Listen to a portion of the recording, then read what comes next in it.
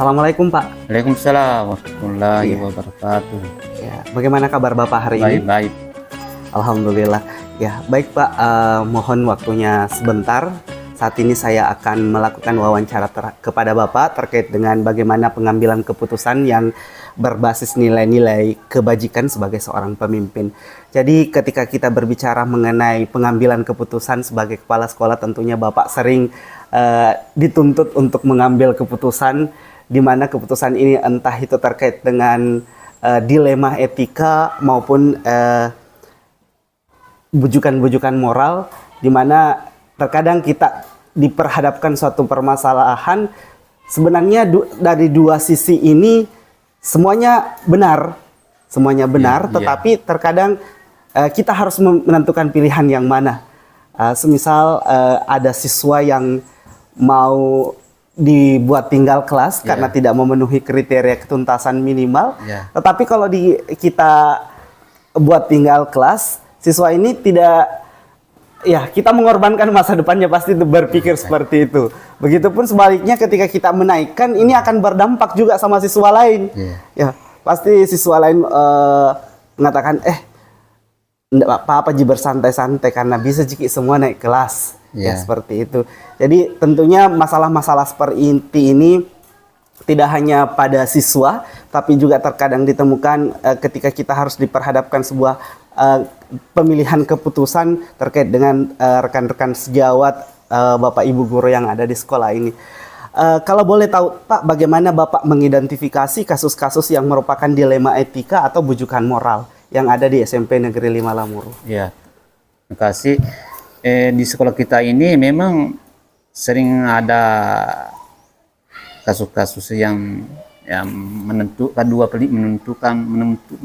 pilihan. Yang pertama yaitu misalnya siswa malas. Siswa malas itu mau ditekan harus rajin, kurang siswa jangan sampai ia berhenti. Dibiarkan jangan sampai tambah menjadi-jadi begitu. Begitu pula kasus-kasus lain yang sering terjadi di sini adalah misalnya guru honor yang sering tidak masuk kelas juga ditekan. Tidak ada guru yang mengajar, tambah rugi juga anak-anak. Ya begitu barangkali kalau untuk masalah untuk mengidentifikasi kasus itu, saya itu setiap hari masuk kelas, kalau masuk kelas untuk mencari siapa yang tidak hadir, dan guru juga siapa yang guru honor yang siapa juga yang tidak masuk. Oke, baik Pak. Jadi terkait dengan masalah-masalah yang Bapak temukan di sekolah ini, ketika Bapak diminta untuk mengambil keputusan terkait dengan hal ini, bagaimana cara Bapak untuk mengambil keputusan bahwa hal inilah yang seharusnya dilaksanakan? Untuk mengambil keputusan ini, terpaksa saya mengadakan rapat pertemuan bagaimana antara guru-guru, bagaimana untuk mencari solusi untuk masalah-masalah ini. Kalau gitu. Ya. Jadi terkait dengan hal ini, apakah hanya seguru yang dilibatkan Pak, atau kita juga melakukan pendekatan persuasif kepada siswa-siswa kita?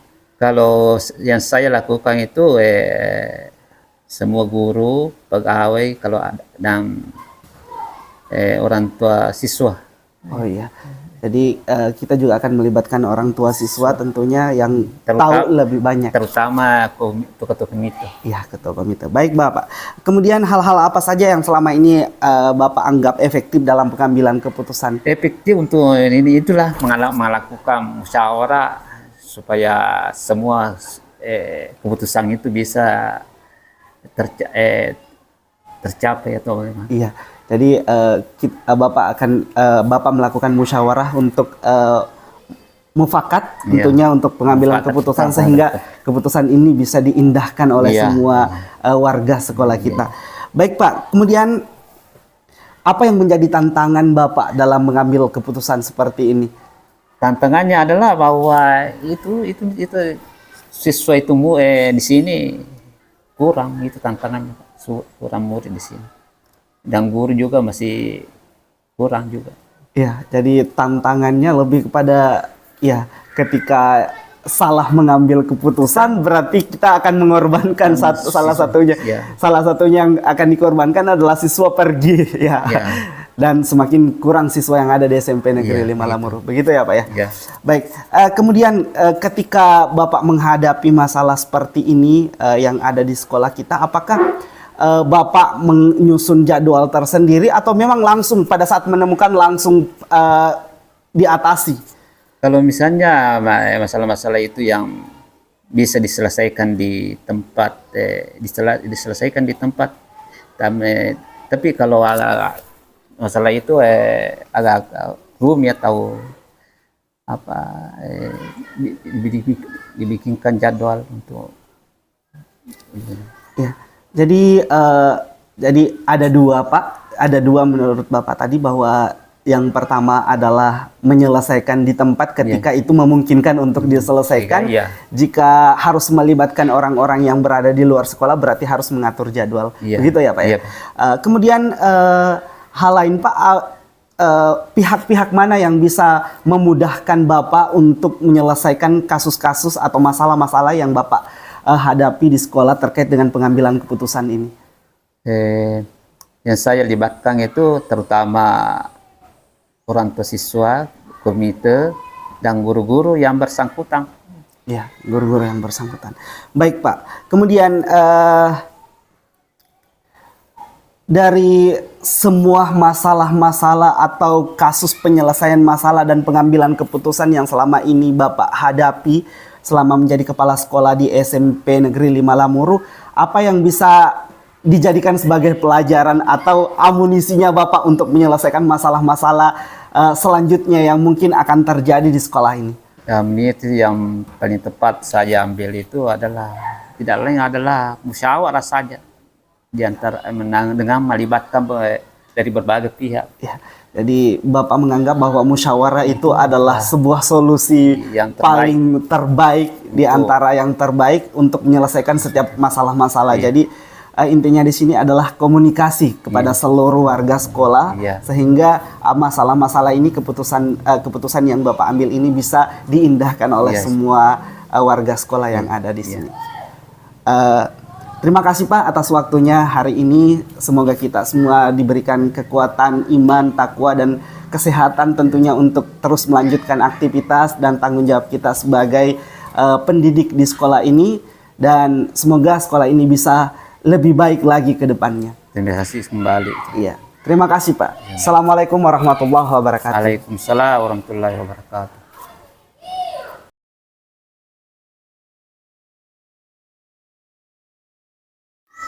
Ya, assalamualaikum warahmatullahi wabarakatuh, Bu. Waalaikumsalam warahmatullahi wabarakatuh. Ya, bagaimana kabar Ibu hari ini? Alhamdulillah sehat. Ya. Mohon maaf Bu, saya mengganggu waktu istirahatnya. Jadi saya akan melakukan wawancara kepada Ibu terkait dengan bagaimana sih pengambilan keputusan-keputusan yang selama ini Ibu jadikan sebagai landasan sebagai seorang pemimpin di sekolah ini. Oke, baik. Ya. Jadi ini merupakan salah satu tugas saya dalam pendidikan guru penggerak. Jadi untuk mencari tips-tips atau cara-cara Bapak Ibu yang tentunya sebagai senior dalam sebagai kepala sekolah dalam pengambilan keputusan berbasis nilai-nilai kebajikan sebagai seorang pemimpin. Karena tentunya Ibu selama ini sebagai kepala sekolah sering menghadapi masalah-masalah yang membuat Ibu harus menentukan pilihan. Iya, betul sekali. Ya, jadi terkadang ada kasus ya kita bingung kita harus menentukan yang mana. Karena dari dua sisi bahwa semua hal ini sama. Semuanya benar. Bahkan kalau kita memilih ini, kita harus mengorbankan yang ini. Kalau memilih itu harus mengorbankan yang itu. Jadi bagaimana cara Ibu untuk menentukan yang mana dilema etika dan yang mana bujukan moral Ibu? Iya, tentunya memang dalam setiap sekolah atau satuan pendidikan pasti memiliki banyak problem. Itu sudah pasti. Jadi kami di sini dalam lingkup sekolah ini, jika ada masalah-masalah yang seperti ini untuk menentukan apakah dia masuk dilema etika atau bujukan moral, tentu kita identifikasi dulu apa masalahnya. Iya. Misalnya kalau dilema etika, kami identifikasi dulu, kami panggil para pihak yang terlibat yang berkasus, kemudian kita wawancara. Ketika dua pihak ini misalnya mereka sama-sama benar dan memang masuk akal mereka benar, maka itu kami kategorikan dilema etika. Nah, jadi nanti untuk menentukan hal apa yang akan kami, maksudnya kasus yang mana yang akan kami ini, nanti kita bandingkan lagi yang mana yang positifnya, yang mana negatifnya. Kemudian untuk yang bujukan moral, saya kira ini lebih mudah dibanding yang tadi. Kalau bujukan moral dia mungkin lebih sudah jelas yang mana yang benar dan yang mana yang salah. Iya. Mungkin seperti itu. Iya, baik Bu, sangat luar biasa. Tapi yang menjadi tantangan kalau dilema etika adalah kan semuanya benar nih. Iya, betul. Semuanya benar. Jadi bagaimana cara Ibu untuk menentukan keputusan apa? Mungkin ada tips-tips tersendiri bahwa dalam pengambilan keputusan ini supaya keputusan ini tidak ada yang kecewa, tidak ada yang merasa dirugikan dan bisa diterima oleh semua pihak. Bagaimana caranya Bu? Yang selama ini Ibu lakukan? Iya, betul sekali ya. Jadi dilema etika ini sebenarnya susah-susah gampang, karena sama-sama benar. Jadi makanya setelah kita mengetahui kasusnya, tentu kita akan diskusi dengan para guru. Kalau mungkin kasusnya yang lebih meluas bisa kita libatkan orang tua. Setelah itu kita mengambil keputusan bahwa memang yang benar, yang ada yang di pihak benar dan kita akan memilih itu. Ya, tetapi dengan memang dengan memikirkan hal-hal yang mungkin tidak akan menyinggung pihak yang satunya. Jadi semua itu harus kita pikirkan. Iya, betul Bu. Ya, jadi tapi di sini Bu, tantangannya tadi bahwa kan keduanya benar nih. Iya, betul. Keduanya benar. Semisal salah satu contohnya yang sering pada umumnya kita hadapi di sekolah bahwa ada anak yang harus ditinggal kelas. Kalau dinaikkan akan berdampak pada siswa-siswa yang lain, mungkin yang motivasi belajarnya akan menurun karena jangan belajar karena sedangkan dia malas bisa naik kelas. Ketika kita memilih untuk tinggal kelas, yang ada kita korbankan ini masa depan anak ini selama 1 tahun keterlambatan menempuh pendidikan. Jadi ini posisi yang sangat sulit. Betul, posisi jadi yang sangat sulit. Apakah Ibu punya tips tersendiri ketika menghadapi kasus seperti ini untuk menentukan bahwa keputusan ini yang harus saya ambil? Betul. Pastinya kita harus rapat dengan dewan guru, dengan melibatkan orang tua pun. Kemudian seperti tadi misalnya kalau kasusnya seperti itu, tentu kita akan memilih yang bisa berdampak positif ke yang lebih luas. Iya, mungkin seperti itu. Jadi kita memilih yang paling dominan, bukan bahwa kita menyingkirkan yang satunya, tapi tetap kita pengambilan keputusan kita pada yang kasus yang satu, dia bisa merangkul juga yang kasus duanya. Jadi tetap tidak mengecilkan dia. Ya, baik, sangat luar biasa ya Bu ya. Jadi hal-hal apa saja selama ini dianggap efektif untuk menyelesaikan kasus-kasus seperti ini Bu? Iya, tentunya tadi pasti kita diskusi. Karena semua yang masalah-masalah pasti saya tidak bisa mengambil keputusan sendiri. Walaupun saya sebagai kepala sekolah, tapi tetap saya harus berdiskusi, mendengarkan masukan-masukan dari rekan-rekan guru, mendengarkan masukan-masukan dari orang tua siswa atau masyarakat. Begitu pula dengan ketua komite. Ya, baik. Terus apa yang menjadi tantangannya nih Bu? Pasti ada tantangannya ya. Karena terkadang kita mengambil keputusan, ada pihak yang merasa berpihak atau merasa tersingkirkan, kemudian merasa terkucilkan. Itu pasti ada. Jadi tantangan-tantangan seperti ini apakah Ibu juga hadapi selama menjadi kepala sekolah di sekolah ini? Iya, tentunya tantangan itu pasti selalu ada. Iya. Iya, pasti selalu ada. Walaupun ini, tapi tetap kita kembali lagi selalu kita diskusikan tantangan-tantangan itu, bagaimana nanti kita ke depannya menyelesaikan tantangan-tantangan itu. Jadi tetap yang utamanya itu kami selalu kolaborasi. Iya. Tapi satu hal lagi yang sering saya juga temukan sebagai pengalaman pribadi nih Bu, terkadang dalam rapat ada peserta rapat mengiyakan aja, iya, tapi di luar rapat ya sudah mulai berkomentar gini-gini yang merasa tidak menerima dan lain-lain, sehingga tidak enak didengar dan itu merusak suasana atau atmosfer lingkungan sekolah kita. Memang tidak bisa dipungkiri, memang ada seperti itu, tetapi kembali lagi kepada diri kita, bagaimana kita cara menyikapinya. Karena kalau kita mau mengomentari balik, saya kira itu tidak perlu. Malah kita membuang energi sebenarnya. Ya, membuang energi. Ya. Baik Bu, tadi kalau dari segi waktu penyelesaian masalah Ibu, apakah dalam menghadapi masalah-masalah seperti ini Ibu punya jadwal penyelesaian tersendiri atau mungkin diselesaikan langsung di tempat pada saat kejadian atau seperti apa? Oke, jadi kalau untuk penyelesaiannya kita kembali lagi melihat masalahnya. Jadi bergantung dari masalahnya. Ada masalah yang bisa memang diselesaikan pada saat itu. Misalnya mungkin masalah-masalah yang ringan-ringan saja. Ada juga masalah yang memang butuh kita komunikasi dulu dengan orang tuanya mungkin. Kita diskusi lagi dengan guru, kemudian baru kita mengambil keputusan.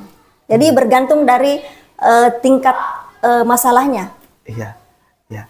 Baik, kemudian dari kasus-kasus yang Ibu dapatkan selama menjadi kepala sekolah, apakah ada pelajaran-pelajaran yang dapat diimbaskan ke saya bahwa ternyata dalam pengambilan keputusan seperti ini harus seperti ini kalau menurut saya, atau ada tips-tips dari Ibu tersendiri sebagai tips pamungkasnya Ibu dalam menghadapi kasus-kasus seperti ini? Baik, tipsnya apa ya? Utamanya sih memang dalam sebuah satuan pendidikan itu pasti dia kompleks ya, masalahnya bermacam-macam. Tentunya sebagai mungkin kepala sekolah, tentunya dalam mengambil segala keputusan apapun jangan pernah hanya keputusan pribadi, tapi kita harus berembuk, kita harus satuan pendidikan itu harus maksudnya melibatkan guru. Kan biasa ada satuan pendidikan itu dia tidak melibatkan gurunya. Iya. Jadi kepala sekolahnya yang langsung mengambil keputusan. Ya, kita libatkan guru, apalagi terutama orang tua siswa. Karena yang paling tahu atau mengerti siswa itu orang tua mereka. Ya, kita kan guru cuma berapa jam saja. Jadi selalu libatkan orang tua, komunikasi apapun itu, masalah sekecil apapun tentang siswa kita komunikasikan dengan orang tua. Jadi untuk misalnya ada siswa yang nakal atau malas belajar di sekolah, kita komunikasikan.